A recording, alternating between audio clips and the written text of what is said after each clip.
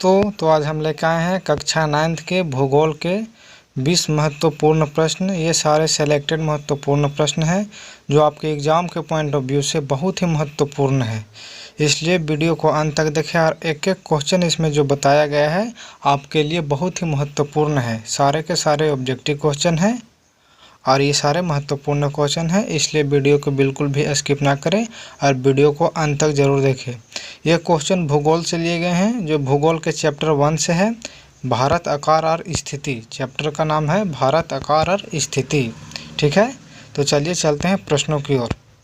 हमारा आज का पहला प्रश्न है, कर्क रेखा कुल कितने राज्यों से होकर गुजरती है? जो कर्क रेखा है वो भारत के कुल कितने राज्यों से होकर गुजरती है? तो 7 राज्यों से होकर गुजरती है। ठीक है, चलिए चलते हैं अगले प्रश्न में। उत्तरांचल, उत्तर प्रदेश, बिहार, पश्चिम बंगाल और सिक्किम की सीमाएं किस देश को छूती है? जो उत्तरांचल है यानी कि उत्तरांचल, उत्तर प्रदेश, बिहार, पश्चिम बंगाल और सिक्किम की सीमाएं किस देश को छूती है? तो कौन सी देश है वो? पड़ोसी देश हमारा नेपाल, नेपाल को छूती है। ठीक है, चलिए चलते हैं अगले प्रश्न की ओर। तीसरा प्रश्न है, भारत की सबसे लंबी सीमा किस देश को लगती है? भारत की जो सबसे लंबी सीमा है वो किस देश को लगती है? तो बांग्लादेश को। याद रखिएगा, बांग्लादेश को इससे सबसे लंबी सीमा हमारी देश की मिलती है। ठीक है, भारत की। चलिए अगले प्रश्न में। भारत का सबसे लंबी समुद्री सीमा वाला राज्य कौन सा है? जिसका समुद्री सीमा सबसे लंबा है, यानी जो समुद्र से सबसे ज़्यादा लंबा किस राज्य का सीमा मिलता है? तो वो है गुजरात का। गुजरात का सीमा समुद्र से सबसे ज़्यादा सटा हुआ है। ठीक है, भारत की सबसे पूर्वी राज्य कौन सी है? भारत की जो है वो सबसे पूर्वी राज्य कौन सी है? तो अरुणाचल प्रदेश। इसका राइट आंसर हो जाएगा अरुणाचल प्रदेश।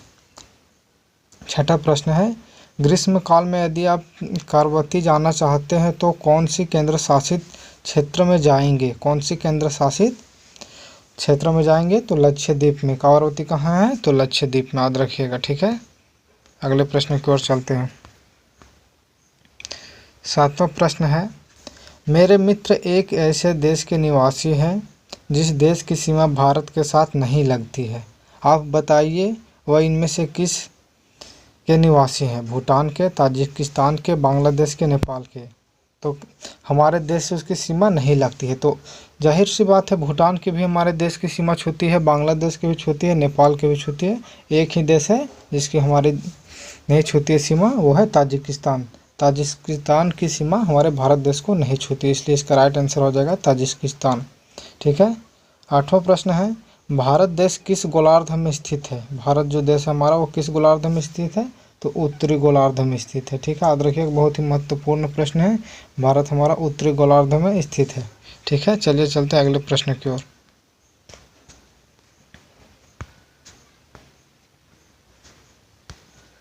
भारत की मानक यमोत्तर कितने डिग्री माना गया है? जो मानक यमोत्तर है यानी समय, वो कितने डिग्री माना गया है? तो 82.30 डिग्री पूर्व। ठीक है, 82.30 डिग्री पूर्व। याद रखिएगा, बहुत बार ये क्वेश्चन पूछा जाता है, बहुत ही महत्वपूर्ण प्रश्न है। भारत का मानक यमोत्तर कितने डिग्री है? तो 82.30 डिग्री। ठीक है, भारतीय भूभाग का कुल क्षेत्रफल लगभग कितना है? भारतीय जो भूभाग है उसका लगभग क्षेत्रफल कितना है? तो 32.8 लाख वर्ग किलोमीटर।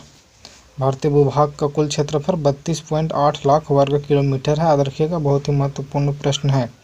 11वां प्रश्न हमारा है, भारत का पड़ोसी देश जो क्षेत्रफल से भारत से बड़ा है, क्षेत्रफल में भारत से बड़ा है, तो वो है चीन। चीन ही एक ऐसा देश है जो भारत का पड़ोसी है और भारत में क्षेत्रफल से बड़ा है। ठीक है, याद रखिएगा, बहुत ही महत्वपूर्ण प्रश्न है।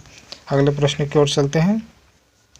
12वां प्रश्न है, भारत का क्षेत्रफल विश्व के कुल भौगोलिक क्षेत्रफल का कितना प्रतिशत है? तो 2.4%, यानी कि 2.4% है। भारत का क्षेत्रफल विश्व के कुल भौगोलिक क्षेत्रफल का कितना परसेंट है? 2.4%। याद रखिएगा। 13वां प्रश्न है, क्या चीन भारतीय उपमहाद्वीप का हिस्सा है? तो नहीं, चीन जो है वो भारतीय उपमहाद्वीप का हिस्सा नहीं है। ठीक है, चलिए चलते हैं अगले प्रश्न। भारत और श्रीलंका को अलग करने वाली जल संधि को क्या कहते हैं, यानी क्या है, तो वो पाक जल संधि द्वारा भारत और श्रीलंका को अलग किया जाता है। देखिए इसमें कंफ्यूज मत होइएगा, पाक जल संधि भारत और श्रीलंका को अलग करने वाली जल संधि को कहा जाता है। ऐसा ना बोल दीजिएगा भारत और पाकिस्तान को अलग करने के लिए, ठीक है। बहुत ही महत्वपूर्ण है, भारत और श्रीलंका को अलग करने वाली जल संधि को पाक जल संधि कहते हैं, ठीक है, याद रखिएगा। चलते हैं अगले प्रश्न की ओर। क्षेत्रफल की दृष्टि से भारत का विश्व में क्या स्थान है, तो 7वां। ये क्वेश्चन बहुत ही महत्वपूर्ण है। क्षेत्रफल की दृष्टि से भारत का विश्व में क्या स्थान है, तो 7वां स्थान है। भारत का मानक समय किस शहर से लिया गया है, तो इलाहाबाद प्रयागराज से। मानक समय जो है इलाहाबाद से लिया गया है, जिसका वर्तमान नाम प्रयागराज कर दिया गया है, ठीक है। 17वां प्रश्न हमारा है, उत्तर से दक्षिण भारत की कुल लंबाई कितनी है। उत्तर से जो दक्षिण है वो भारत की कुल लंबाई कितनी है, तो 3214 किलोमीटर। उत्तर से दक्षिण भारत की कुल लंबाई यानी जम्मू कश्मीर से लेकर कन्याकुमारी तक भारत की कुल कितनी लंबाई है, तो 3214 किलोमीटर। पूर्व से पश्चिम भारत की कुल कितनी चौड़ाई, यानी पूरब से पश्चिम इधर गुजरात ले लिया जाए और अरुणाचल प्रदेश, कितनी चौड़ाई है भारत की, तो 2933 किलोमीटर, ठीक है, याद रखिएगा 2933 किलोमीटर। ये है 3214 किलो, इसमें कन्फ्यूज मत होइएगा। भारत पूरब से पश्चिम 2933 किलोमीटर है, जबकि दक्षिण से उत्तर से दक्षिण 3214 किलोमीटर है, ठीक है, याद रखिएगा, कन्फ्यूज इसमें नहीं होइएगा, ठीक है। चलिए अगले प्रश्न की ओर चलते हैं। हमारा 19वां प्रश्न है, भारत का कुल भौगोलिक क्षेत्रफल कितना है। भारत का कुल भौगोलिक क्षेत्रफल कितना है, तो 32,87,263 वर्ग किलोमीटर। कुल भौगोलिक क्षेत्रफल कितना है, 32,87,263 वर्ग किलोमीटर भारत का कुल भौगोलिक क्षेत्रफल है।